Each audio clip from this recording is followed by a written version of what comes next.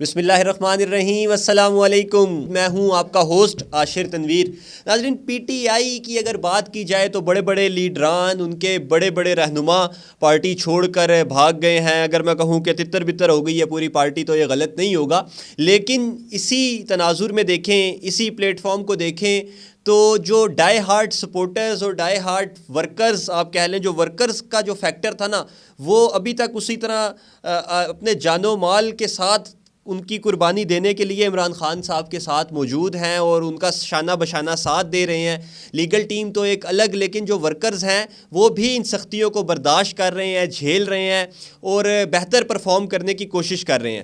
اس پر آج بات کریں گے۔ میرے ساتھ موجود ہیں میڈم وردہ خان، جو پریزیڈنٹ ہیں ڈسٹرکٹ کوسار مری کی۔ میڈم سے بات کریں گے کہ ایسا کیوں ہے کہ پی ٹی آئی کے جو بڑے بڑے نام تھے وہ تو سب چھوڑ کر چلے گئے، لیکن جو ورکرز اور سپورٹرز ہیں، جو تنظیمی لوگ ہیں، وہ ابھی تک موجود ہیں۔ السلام علیکم میم۔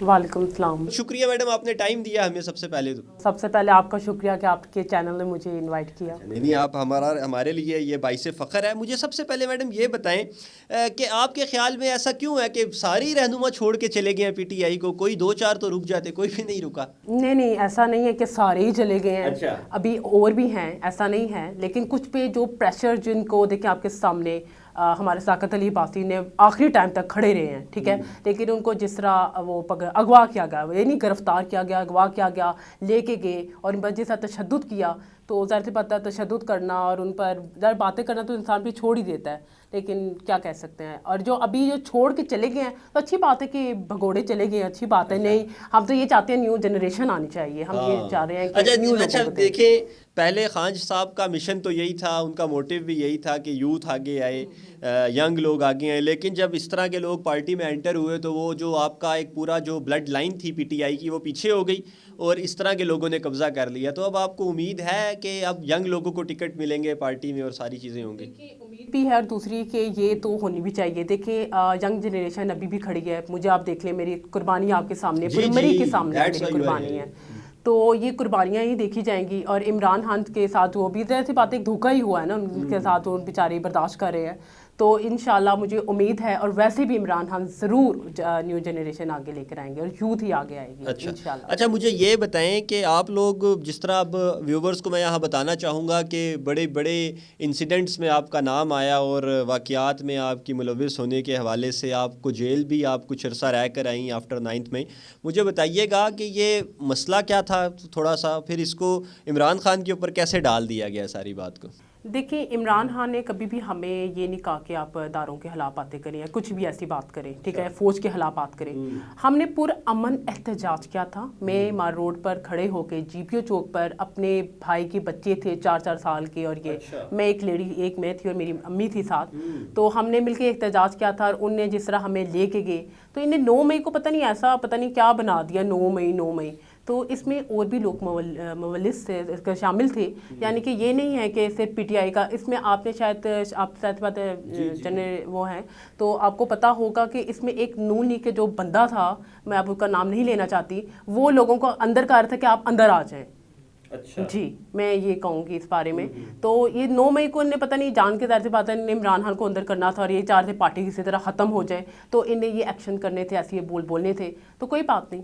اچھا، یہ بتائیں کہ جب آپ کے اوپر یہ مصیبت آئی، جیل، ظاہری بات ہے بڑا سوشل پریشر ہوتا ہے، فیملی بیک گراؤنڈ انسان کا ہوتا ہے، کیسے آپ کو پھر ہینڈل کیسے کیا اس پریشر کو؟ فیملی کی طرف سے پریشر تو ہوگا کہ چھوڑ دیں ساری چیزیں؟ جی، ایکچولی میں مینشن تو نہیں کرنا چاہتی تھی لیکن کرنا پڑا اس وقت پہ۔ ایکچولی میرا رشتہ طے ہوا تھا، میری شادی تھی جس دن مجھے پکڑ کے لے کے گئے تھے، اور وہ ختم ہو گیا سب، ظاہر سی بات ہے بیس آف یہ جیل کا۔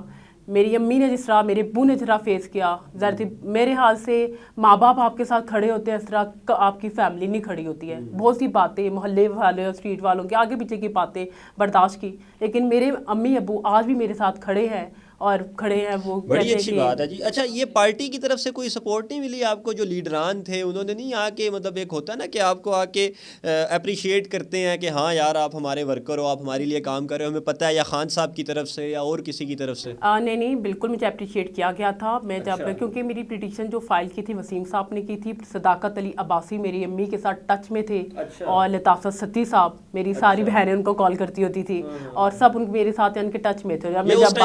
جب وہ پی ٹی آئی میں تھے, پی ٹی آئی میں تھے, اب تو ان کو زبردستی ظاہر سی بات ہے نکال دیا گیا ہوا ہے, انٹرویو دیتی ہے. تو تب یہ بات ہے کہ جب میں آئی تھی, میم کنول شوزب نے مجھ سے بات کی تھی, عمر ایوب صاحب نے مجھے سلام پیش کیا تھا میری اس ہمت کو, تو میرے ساتھ سب ٹچ میں تھے, ابھی بھی ٹچ میں ہیں. اچھا مجھے یہ بتائیں میڈم, اب ذرا تھوڑی سی وائڈر سینس میں بات کرتے ہیں. پاکستان تحریک انصاف کی حکومت, وہاں پہ ظاہری بات ہے جو سب سے بڑے نمائندے مری میں وہ صداقت علی عباسی صاحب ہی چیزوں کو دیکھتے تھے.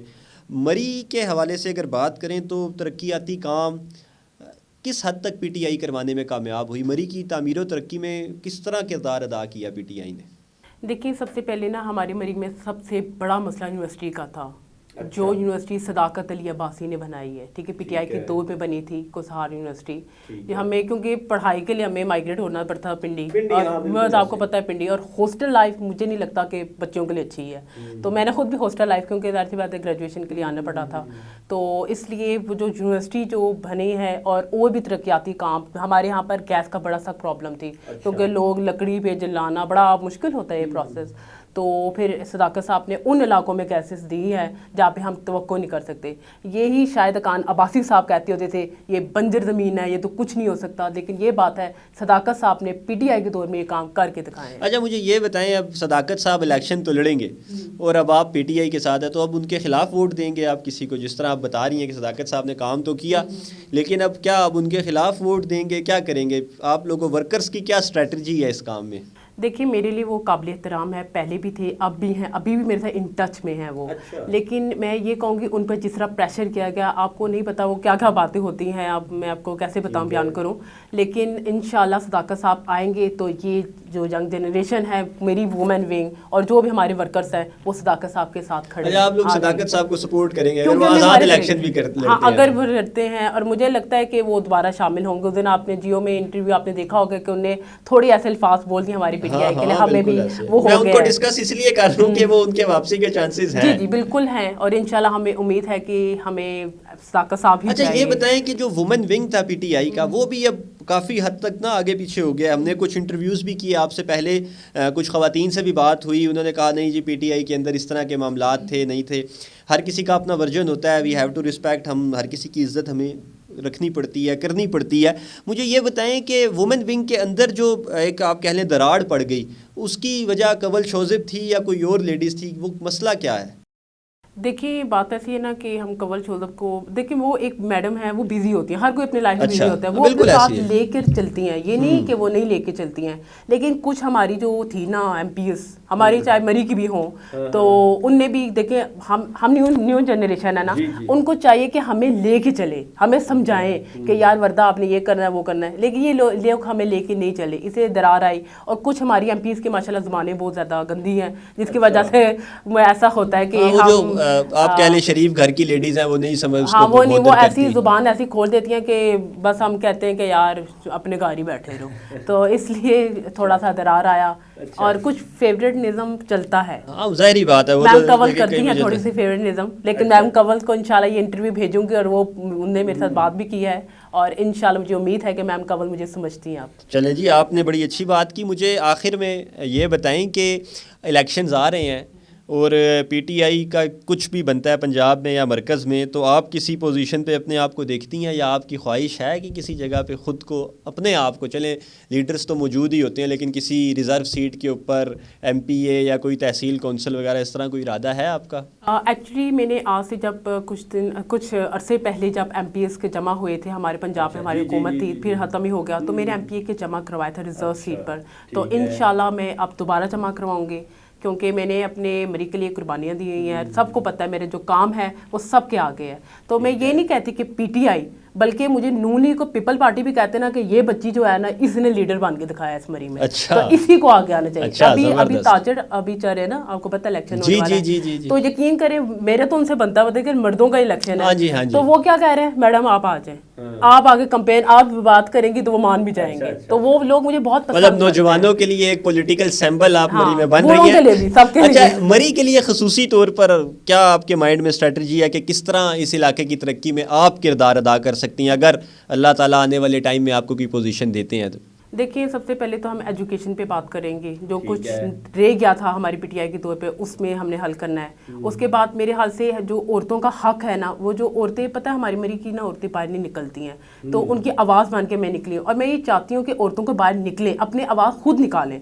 तो जो मुझे काम दिया जाएगा इंशाल्लाह मैं मैं मोबिलाइज करने की कोशिश करेंगे फीमेल्स को कि वो अपनी बच्चियों को आप कह लें कि एजुकेशन की तरफ लेकर जाएं और सोशल सेक्टर में लेकर आएं कि वो बच्चियां बेहतर परफॉर्म कर सकें। जी, thank you so much madam, आपने टाइम दिया। व्यूवर्स, आपने देखा कि सुनने में ये आता है और अब ये एक आप कह लें फिनोमिना बनाया जा रहा है कि पाकिस्तान तहरीक इंसाफ की ग्राउंड रियलिटी ख़त्म हो गई, लेकिन जब तक इस तरह के वर्कर्स, इस तरह की तंजीम जो ग्रास रूट लेवल पर पीटीआई की मौजूद है, ये कायम रहेगी तो पाकिस्तान तहरीक इंसाफ को ख़त्म नहीं किया जा सकता। ये मैं किसी फेवरेटिज़म की बुनियाद पर नहीं कह रहा, लेकिन हमारा काम है कि हम रियलिटी लोगों को बताएं, हम हकीकत पे मबनी बात करें और वो बात लोगों तक पहुँचाएँ जो सही और असली है। हमारी कोशिश हमेशा यही है कि पाकिस्तान की तामीर व तरक्की में पाकिस्तान के लिए खुशहाली का बाइस बने। इसके साथ ही अपने होस्ट आशिर तनवीर को इजाज़त दीजिए। अल्लाह हाफिज़।